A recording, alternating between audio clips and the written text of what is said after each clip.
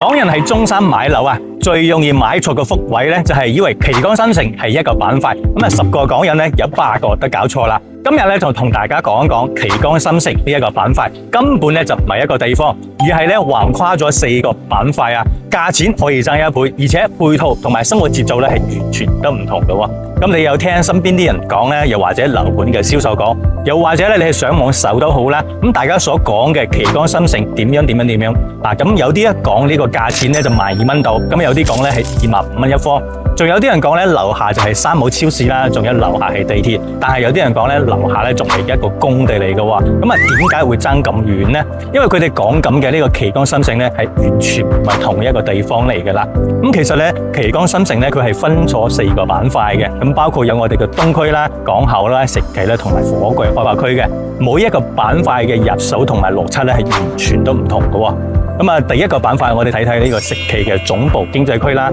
咁呢個咧都係我哋旗杆新城嘅一個核心嘅心臟位嚟嘅。咁呢一度咧都係4代住宅集堆嘅一個地方啦。咁啊，代表嘅一啲樓盤咧就會有呢個盛建6勝嘅江山和明啦，同埋龍和香山族啦、陰陽月神啦等等嘅。呢一度嘅價位咧就去到19,000到25,000蚊咁上下嘅。咁你買到呢個區咧，主要都係4代住宅嘅一個產品啦，同埋旗杆嘅實驗小學，包括樓下咧5分鐘可以去到呢個南莊勝謝嘅旗杆道嘅地鐵站。咁仲有咧就係1年前開業嘅一個山姆會員店等等呢啲配套啦。跟住我哋講咁第二個咧就係東區總部嘅經濟區啦。咁啊旗杆新城嘅一個金融中心咧，其實係對標翻廣州嘅珠江新城啦。咁啊代表個樓盤咧又有我哋嘅一個中山108嘅天聯啦。咁呢個咧都係中山最順水嘅一個大平層，3米6嘅一個層高嘅摩天庭院啊。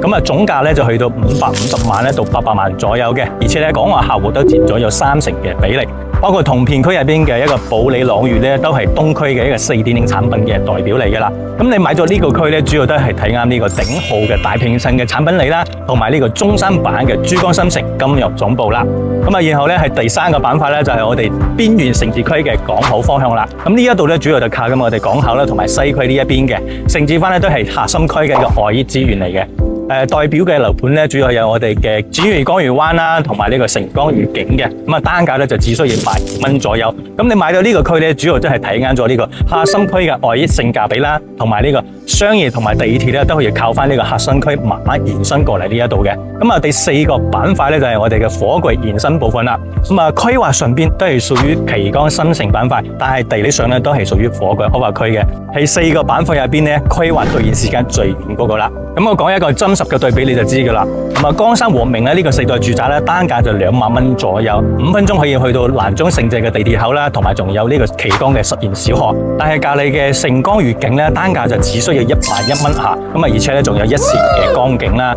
不過呢個片區咧，商業就要靠翻老城區咧，同埋呢個西區嘅輻射過嚟嘅。咁呢2個樓盤咧，都係屬於旗杆新城入邊嘅，但係你買到嘅咧係2種完全唔同嘅一個生活嚟嘅。所以咧買呢個旗杆新城啊，第一個問題咧就唔係話問呢個樓盤邊一個最平，而係咧要問翻你自己，你想買嘅係邊一個板塊嘅旗杆新城？你係睇啱咗呢個4代住宅嘅產品嚟啦，金融總部嘅一個聲望啦，定係咧想買一個性價比高，但係咧要等呢個火炬延伸規劃慢慢兌現嘅片區。咁啊4個板塊嘅一個入手時機啦，同埋產品嘅結構啊，包括我哋嘅業主群體都係完全都唔同嘅。你揀錯咗呢個板塊咧，就唔係話呢間樓買貴咗，而係咧你心目中嗰個旗杆新城咧，根本就唔係你想要買嗰個啦。咁喺中山做房地產咁多年啦，我聽過有幾百位嘅一個港人客戶咧，都講咗呢個旗杆新城啊，10個入邊咧肯定係有8個係搞錯噶啦。咁所以咧講嘅同自己以為嘅完全都係兩碼事。我而家咧就係整咗一份中山旗杆新城啊4個片區嘅對照圖啊，